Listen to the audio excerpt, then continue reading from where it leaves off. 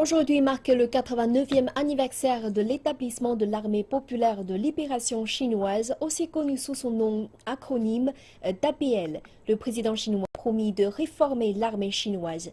Il a lancé une campagne qui comprend des changements structurels et une lutte contre la corruption au plus haut rang. Environ 2 millions de soldats servent actuellement dans l'armée chinoise.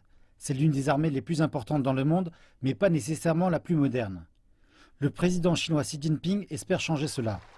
En tant que président de la commission militaire centrale, le président Xi supervise en effet l'armée chinoise.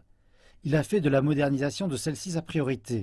En septembre dernier, s'adressant au siège de l'ONU à New York, il a annoncé que Beijing contribuera à hauteur de 8000 soldats aux forces de maintien de la paix de l'ONU et a donné $1 milliard.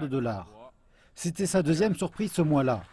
3 semaines plus tôt, le gouvernement avait révélé qu'il diminuerait de 300 000 le nombre de ses soldats de l'APL, un geste qui, insistent les officiels, permettra de dégraisser l'armée chinoise.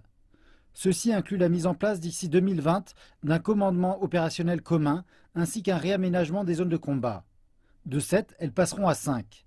L'Est, l'Ouest, le Nord, le Sud et le Milieu. Dans une déclaration suivant cette annonce, le ministère de la Défense a dit que chaque zone devait constituer la structure de commandement de combat commun de plus haut niveau.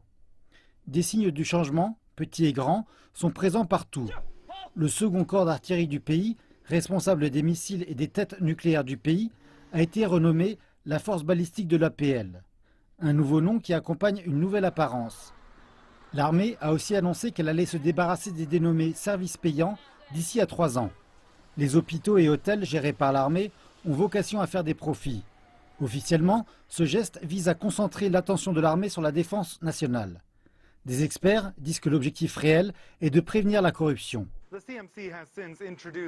La commission militaire centrale a depuis mis en place des équipes d'inspection anticorruption déployées dans tous les secteurs de l'armée.